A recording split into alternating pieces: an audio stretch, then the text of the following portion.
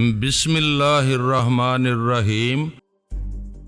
لڑکے سے بولا، ہمارا ایک ساتھی اور آ رہا ہے، ابھی اس کے آنے تک ٹھہر جا بیٹے، وہ آ جائے تو تیرے اس ہوٹل میں کھانے پینے کا جتنا سامان موجود ہے سب لا کر ڈھیر کر دینا ہمارے آگے، سمجھ گیا نا؟ لڑکے نے حیرت سے آنکھیں پھاڑ کر آبی کو دیکھا، ایسا گاہک آج پہلی بار ہی ٹکرایا تھا اسے، اس سے پہلے کبھی اس کا واسطہ کسی ایسے گاہک سے نہیں پڑا تھا جس نے یوں ہوٹل میں موجود کھانے پینے کی تمام اشیاء اپنے سامنے ڈھیر کرنے کا آرڈر دیا ہو اسے۔ وہ یوں ہی حیرت سے اسے دیکھتے ہوئے ہوٹل کے دروازے کے ساتھ میز کرسی ڈال کر بیٹھے ہوئے اس شخص کے پاس چلا گیا جو اپنے ہر انداز سے اس بٹیار خانے کا مالک لگتا تھا۔ لڑکے نے اس کی طرف جھک کر دبی آواز میں کچھ کہا تھا، جواب میں اس شخص نے ہمیں نظریں اٹھا کے ایک لمحے کو دیکھا، پھر ذرا اونچی آواز میں بولا، کیا مانگتے ہو سائیں؟ آپ لوگ مذاق کیوں کرتے ہو بچے سے؟ میں نے اسے سمجھانا چاہا مگر ابھی مجھ سے پہلے ہی بول پڑا، کون سا مذاق کیا ہے ہم نے اس بچے سے؟ کیا بکتا ہے تو؟ ابھی کے لہجے کی کرختگی نے اسے سہما کر رکھ دیا، اپنے چہرے مہرے اور قد کاٹ سے وہ اچھا خاصا باروب آدمی معلوم ہوتا تھا، لیکن سینے میں اپنے چڑیا کا دل لیے پھرتا تھا۔ جلدی سے بولا، ناراض نہ ہوں پہلوان جی، میرا مطلب یہ نہیں تھا جو آپ نے سمجھ لیا، میں تو یہ پتہ کرنا چاہتا تھا کہ آپ لوگ کیا کھانا پسند کریں گے۔ یہ بچہ بولتا ہے آپ ہوٹل میں جتنا کھانا ہے سب لانے کو بول رہے ہیں، ہے نا سالا گدھا، اسی کی مافک بات بولتا ہے، ہوٹل کا سارا کھانا کون مانگتا ہے؟ کیوں نہیں مانگ سکتا کوئی سارا کھانا؟ میں نے یہی کہا تھا اس لڑکے سے، آبی نے تیوری پر بل ڈال کر کہا۔ اچھا یہی بولا تھا آپ نے اس کو؟ وہ حیرت سے بولا، ٹھیک ہے جی، جو مرضی حکم کریں آپ، ہم کیا بول سکتے ہوں؟ پھر وہ لڑکے سے بولا، اوے جا نا سالا، ادھر کھڑا کیا کرتا ہے؟ جا کر سالن گرم کر اور ماسی کو بول روٹی پکا کے دے گرم گرم۔ میں نے ہنستے ہوئے کہا، یار پیر زادہ، کیوں اس غریب کو پریشان کر رہا ہے؟ کیا بگاڑا ہے اس نے تیرا؟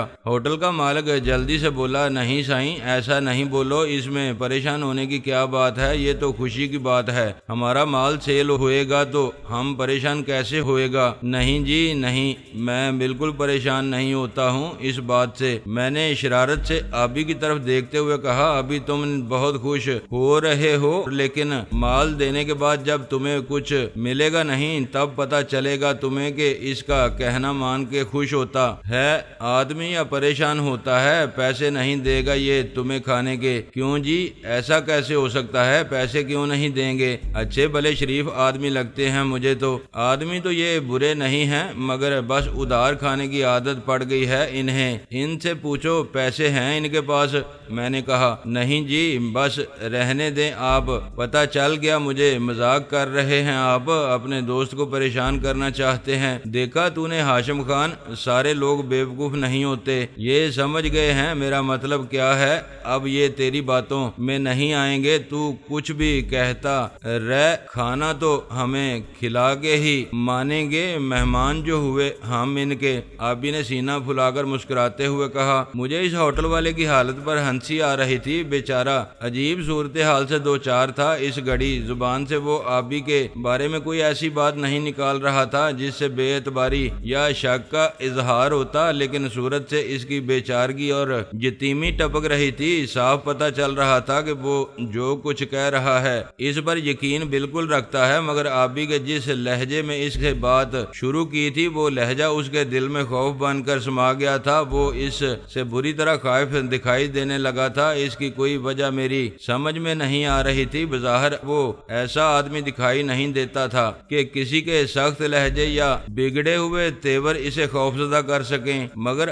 آبی کی ایک ڈانٹ نے اسے بالکل چوہا بنا کے رکھ دیا تھا۔ بات میرے حلق سے نہیں اتر رہی تھی، کسی طرح بھی دو ہی باتیں سمجھ میں آتی تھیں، یا تو وہ لڑائی جھگڑے سے بہت ہی خوفزدہ رہنے والے لوگوں میں سے تھا، جھگڑے کے تصور ہی سے اس کی ٹانگیں کانپنے لگتی تھیں، یا پھر وہ ان عیار لومڑی صفت لوگوں میں سے تھا جو بظاہر پسپائی اختیار کر کے دشمن کو اپنے پسندیدہ میدان میں لے جاتے ہیں اور اس طرح گھیر کر مارتے ہیں کہ اسے کوئی پہنچ کر نکلنے کا کوئی راستہ نہیں رہتا دشمن کے لیے۔ شرافت علی کے آتے ہی ہمارے سامنے کھانا لگ گیا، گو یہ کھانا بے وقت کا نہیں تھا، شام کے 5 بجنے کو تھے۔ اس وقت عموماً ہوٹلوں میں یا تو کھانا ملتا ہی نہیں ہے، اور اگر کہیں مل بھی جائے تو صبح کا بچا ہوا ٹھنڈا اور بدمزہ ہوتا ہے جسے آدمی شدید مجبوری میں ہی زہر مار کرنے پر مجبور ہوتا ہے، لیکن اس نے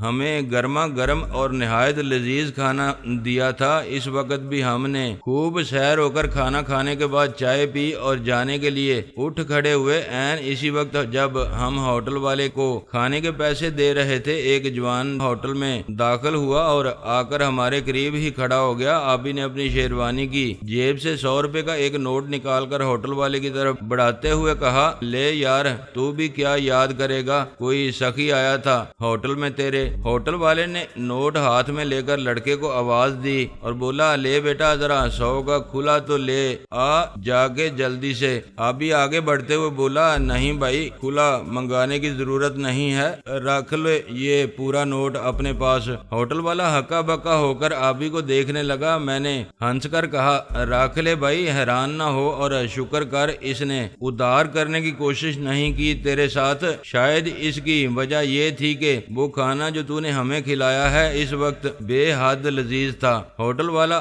ہکلاتے ہوئے بولا، مگر وہ کھانے کے پیسے تو صرف 25 روپے بنتے ہیں۔ اوئے کیسا الو کا پٹھا ہے تو پیر محمد، اگر یہ اپنی خوشی سے 25 کے بجائے 100 دے رہے ہیں تو تجھے کیا اعتراض ہے؟ اگر تو نہیں رکھتا تو لا مجھے دے دے۔ نوارد جوان نے یہ کہتے ہوئے نوٹ ہوٹل والے کے ہاتھ سے جھپٹ لیا۔ ہم تینوں میں سے کسی نے اب تک توجہ نہیں دی تھی اس حرکت پر۔ میں نے پلٹ کر اسے دیکھا، وہ کوئی 22-24 برس کا لمبا تڑنگا پہلوان نماز نوجوان تھا، باڈی کاٹھی کا خاصا مضبوط لگتا تھا۔ وہ چہرے پر اس نے بڑی گھنی مونچھیں پال رکھی تھیں جن کی وجہ سے وہ بے حد باروب لگتا تھا۔ اس نے ٹخنوں سے ذرا اوپر تک کا سیاہ کرتا پہن رکھا تھا اور اس کے اوپر سیاہ رنگ کی ہی بڑی سی چادر لپیٹ رکھی تھی۔ پیروں میں اس کے بڑی خوبصورت تلے والی جونی تھی۔ مجھے اپنی طرف دیکھتے پا کر وہ مسکراتے ہوئے اپنی مونچھوں پر ہاتھ پھیرنے لگا، پھر بولا،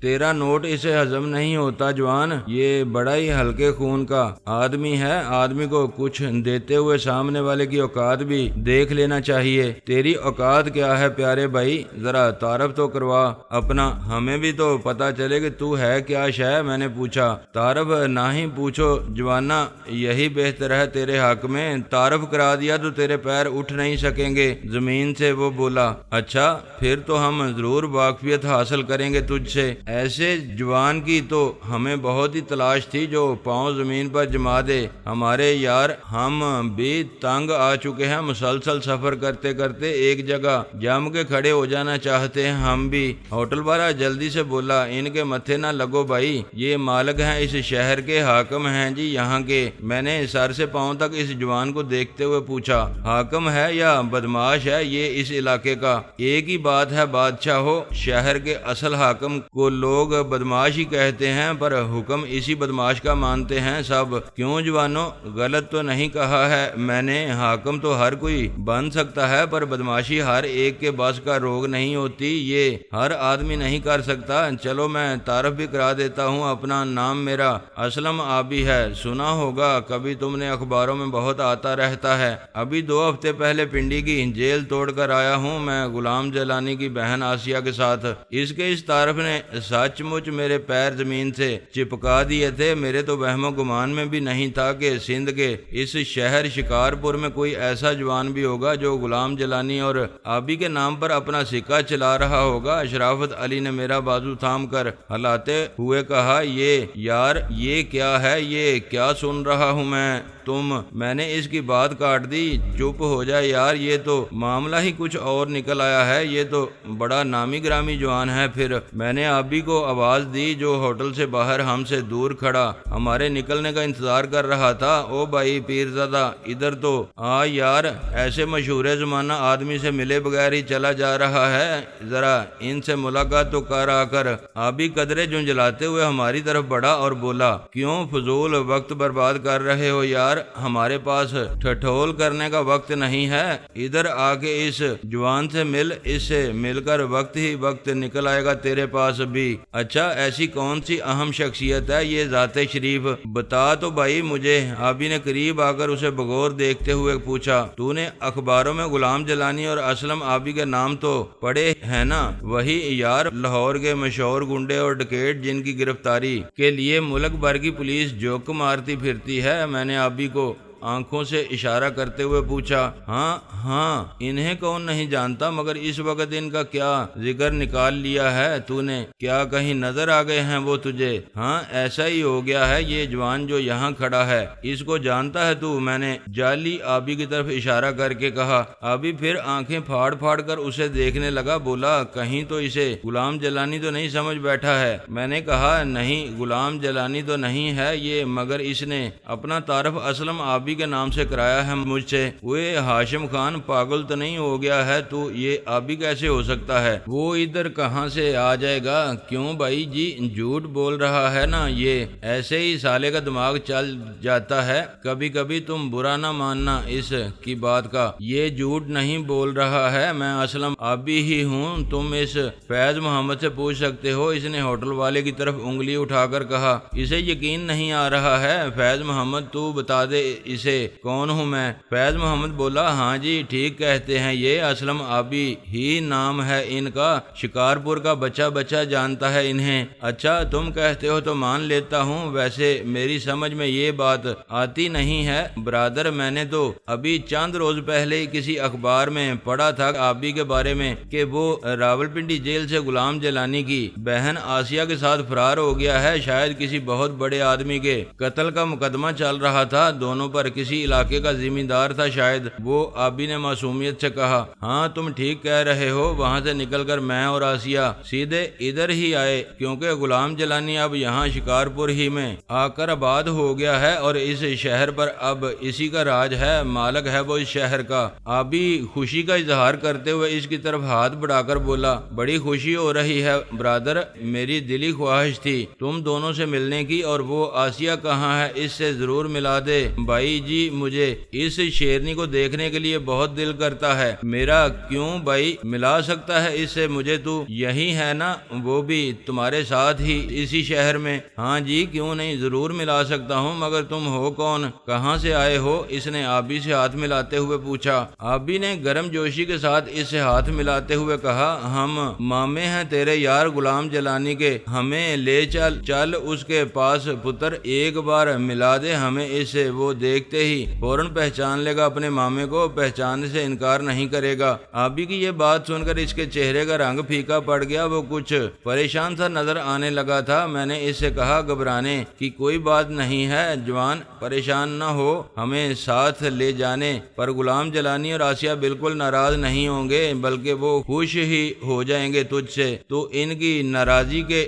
ڈر سے ہی پریشان ہو رہا ہے نا، تو اس کی بالکل فکر نہ کر تو۔ ٹھیک ہے بھائی جی۔ وہ اچانک خاموش ہو کر مجھے گھورنے لگا، شاید اسے ایک دم ہی احساس ہوا تھا کہ ہم اس کے ساتھ کوئی کھیل کھیلنے کی کوشش کر رہے ہیں۔ وہ ایک دم بڑک کر بولا، اوئے کیا بکواس لگا رکھی ہے یہ تم لوگوں نے، ابھی تو اس پیرزادے کو سمجھا رہا تھا کہ غلام جلانی اور آبی لاہور کے ڈکیٹ ہیں، اخباروں میں تم نے نام پڑھے ہیں ان کے، اور اب یہ پیرزادہ غلام جلانی کا ماما بن گیا ہے، یہ کیسے ہو سکتا ہے؟ اوئے کھوتے دا پتر سمجھا ہے اسا مینوں، اس میں سمجھنے والی تو کوئی بات ہی نہیں ہے بچے، تو خود ہی ثابت کر رہا ہے یہ بات۔ تو نے نوٹ کیوں چھینا تھا اس سے؟ الو کے پٹھے تیرے مامے کا ہے یہ جسے یوں جھپٹ لیا ہے تو نے اس کے ہاتھ سے؟ میں نے ایک دم تیور بدل کر کہا، معلوم ہوتا ہے تم لوگوں کی موت کھینچ لائی ہے تمہیں ادھر شکارپور میں، وہ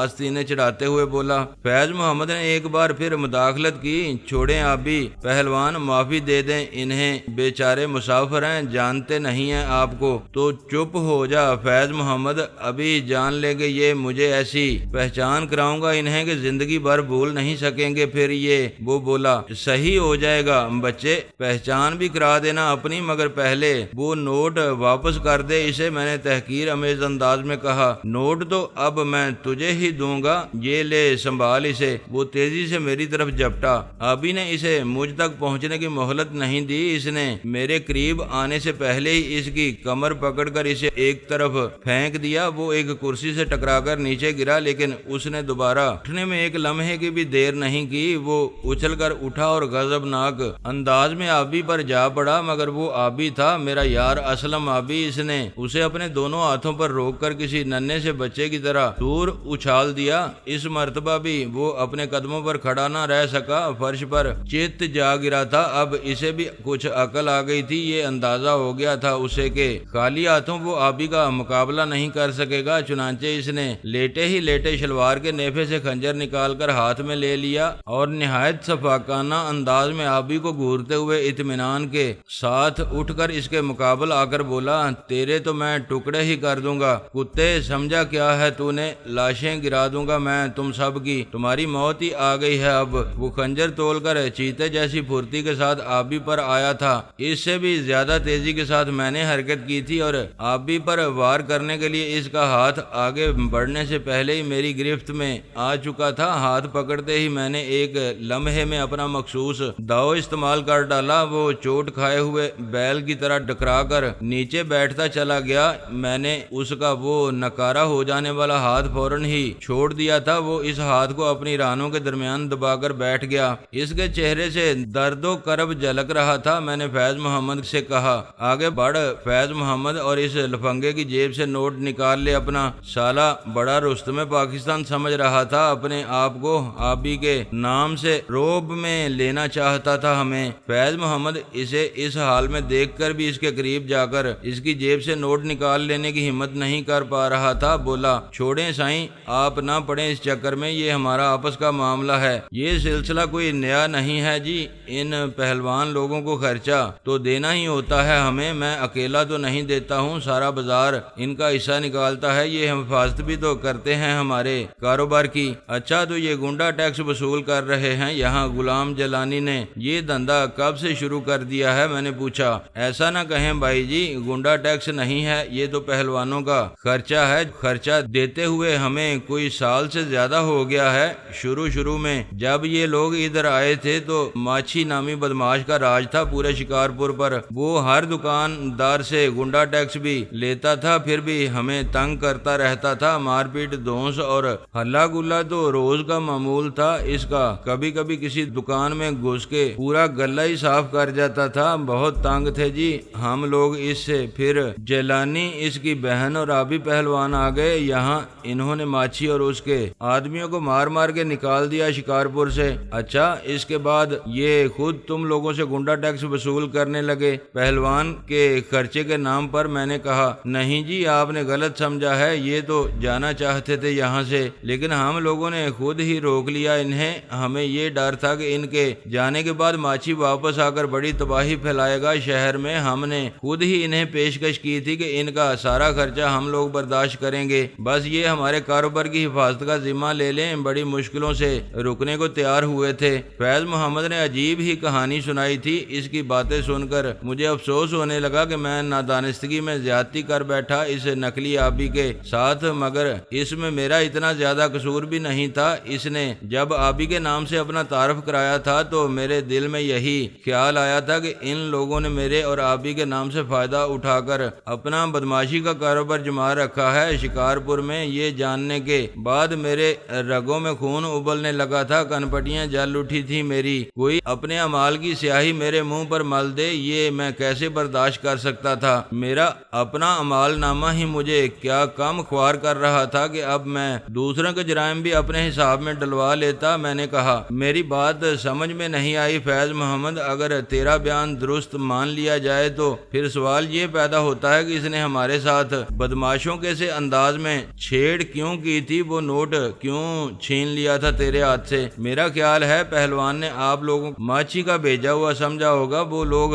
اب بھی کبھی کبھی آ کر ان سے الجھنے کی کوشش کرتے رہتے ہیں۔ وہ موقع کی طاق میں ہیں۔ شکارپور والوں کی ہمدردیاں حاصل کرنے کے لیے مجھ جیسے چھوٹے لوگوں کو اسی طرح رقمیں دیتے رہتے ہیں جس طرح آپ نے مجھے کھانے کے 4 گنا پیسے دیے تھے۔ بس اسی بات نے پہلوان کو مشکوک کر دیا تھا۔ آپ کی طرف سے آپ نے اس کے ساتھ کیا کیا ہے سائیں؟ یہ تو بہت تکلیف میں معلوم ہوتا ہے۔ ہڈی تو نہیں ٹوٹ گئی ہاتھ کی؟ نہیں میرے بھائی، ہڈی شڈی بالکل نہیں ٹوٹی ہے، بس ذرا جوڑ کھل گیا ہے کوہنی کا۔ میں نے اسے جواب دے کر آبی سے کہا، لے بھائی پیرزادہ، یہ تو معاملہ ہی دوسرا نکل آیا ہے۔ اب کیا کہتا ہے تو؟ میرا تو خیال ہے مٹی ہی ڈال دیں اس قصے پر۔ نہیں یار، کیا کہہ رہا ہے تو؟ یہ قصہ مٹی میں دبانے کے قابل تو نہیں ہے، اس کے کچھ سر پیر کا تو پتہ کرنا چاہیے ہمیں۔ آبی بولا، خواہ مخواہ وقت برباد کرنے کا فائدہ کچھ نہیں ہے، اور پھر ہمیں نقصان بھی کیا پہنچ رہا ہے اس سے؟ میں نے اسے سمجھانے کی کوشش کی۔ ابھی اگر نہیں پہنچ رہا ہے کوئی نقصان تو آگے چل کر کبھی پہنچ سکتا ہے۔ یہ بات اگر عام ہو گئی، کچھ اور بھی ایسے لوگ پیدا ہو گئے تو ہم تو کہیں کے بھی نہیں رہیں گے۔ یار ذرا بات کو سمجھنے کی کوشش تو کر برادر، اس کی اہمیت کا اندازہ کر کچھ۔ ہاں یہ تو نے ٹھیک کہا ہے، یہ مرض بڑھ گیا تو جان لے لے گا ہماری، اس کا علاج تو ضرور کرنا چاہیے۔ میں نے آبی سے اتفاق کیا۔ شرافت علی بولا، کیا مطلب ہے تمہارا؟ کیا اب تم اس کی مزید گوشمالی کرنے کا ارادہ کر رہے ہو؟ مگر اس سے کیا حاصل ہوگا تمہیں؟ اس کی گوشمالی سے تو واقعی ہمیں کوئی فائدہ نہیں ہوگا میرے بھائی، اس کے لیے اتنا ہی کافی ہے، بس یہ ایک ڈوز ہی بہت دنوں تک یاد رہے گا اسے۔ آبی کا کہنا یہ ہے کہ چلتے چلتے ہم اس ذات شریف سے بھی شرف ملاقات حاصل کرتے چلیں جس کی پشت پناہی اسے حاصل ہے۔ ہم بھی تو دیکھیں بھائی وہ کون اللہ کا ایسا نیک بندہ ہے جو شکارپور والوں پر سایہ کیے بیٹھا ہے۔ میں نے کہا۔ آبی نے اپنے ڈپلیکیٹ کے قریب جا کر کہا، ہاں تو برادر، کیا تو ہماری آنکھوں کو غلام جلانی کے دیدار کا شرف بخشنا پسند کرے گا؟ اس نے آبی کو کڑے تیوروں سے گورتے ہوئے پوچھا، کیا چاہتے ہو تم لوگ؟ مجھ سے ذرا سیدھی اردو میں بات کرو۔ اچھا، ہماری زبان سمجھ میں نہیں آتی ہے تیرے، حالانکہ میں نے اردو ہی میں کہا ہے، کسی اور زبان کا ٹانکا نہیں لگایا ہے۔ خیر، تو اگر نہیں سمجھ سکا ہے تو آسان زبان میں یوں سمجھ لے کہ ہم تیرے یار غلام جلانی سے ملنا چاہتے ہیں، تو ہمیں اس کے پاس لے چل۔ کیوں ملنا چاہتے ہو تم جلانی سے؟ میرے ساتھ یہ سلوک کرنے کے بعد تم سمجھتے ہو میں تمہارا تابعدار ہو گیا ہوں؟ تم جو کچھ کہو گے میں بے چونچرا مان لوں گا۔ وہ سب کچھ تم نے غلط اندازہ لگایا ہے میرے بارے میں، تو برادر خواہ مخواہ ہی برا مان رہا ہے، حالانکہ ساری غلطی تیری اپنی ہی تھی۔ تو نے اگر وہ بدماشوں والا انداز اختیار نہیں کیا ہوتا تو اس کی نوبت کبھی نہ آتی، بلکہ ہمیں یہ پتہ ہی نہیں چلتا کہ اس چھوٹے سے شہر شکارپور میں 2 ایسے مشہور و معروف شخص بھی رہتے ہیں جن کے تذکرے ہم اکثر اخباروں میں پڑھتے رہے ہیں۔ جیسے آئے تھے ویسے ہی خاموشی سے گزر جاتے۔ اس علاقے سے اس اعتبار سے تو یہ ٹکراؤ سود مند ہی ہوا ہے ہمارے لیے۔ اب دل سے غبار دھو دے برادر۔ یہ اچھی بات کہی ہے تو نے جوان، میرا ہاتھ اکھاڑ کے کہتا ہے یہ سود مند ہوا ہے اور چاہتا ہے کہ میں دل سے غبار دھو دوں۔ چھوڑ یار، دل میں جما کر بیٹھ گیا ہے تو اتنی سی بات، کچھ جوان مردوں والی باتیں کر بھائی، ایسی گرمی نرمی تو ہوتی ہی رہتی ہے، اور یہ چھوٹی موٹی چوٹیں تو نوجوانوں کی ہمت اور حوصلے کے لیے مہمیز ہوتی ہیں، جینے کا کرینہ سکھاتی ہیں۔ یہ وہ حیرت سے آنکھیں پٹ پٹاتے ہوئے بولا، کمال ہے بھائی، تیری تو باتیں ہی عجیب ہیں یار، تو بندہ کس قبیلے کا ہے؟ میں نے نرمی سے اسے سمجھاتے ہوئے کہا، تیرا میرا قبیلہ ایک ہی ہے، ہم قبیلے میں ہم دونوں اور اپنوں کی کوئی بات دل پر نہیں رکھی جاتی۔ زیادہ کھڑپینچی نہ ڈال یار جی، چل اٹھ کر کھڑا ہو جا اب اور ہمیں اپنے یار کے پاس لے چل۔ اٹھ میرا ویر، شاباش۔ فیض محمد نے بھی میری ہاں میں ہاں ملاتے ہوئے کہا، چھوڑیں پہلوان جی، غصہ تھوک دیں، بھلے لوگ لگتے ہیں، یہ ملا دیں انہیں غلام جلانی سے، قدرداں ہیں یہ، اس کے نام سنتے ہی کیسے بے چین ہو گئے ہیں ملنے کے لیے۔ وہ اٹھتے ہوئے بولا، ٹھیک ہے آؤ چلو میرے ساتھ، مگر ایک بات سن لو میری، اسے جب یہ معلوم ہوگا کہ تم نے میرا ہاتھ اکھاڑا ہے تو وہ تم تینوں کے ہاتھ کٹوا کے کتوں کے آگے ڈلوا دے گا۔ نقصان پہنچانے والے کو کبھی معاف نہیں کرتا ہے وہ۔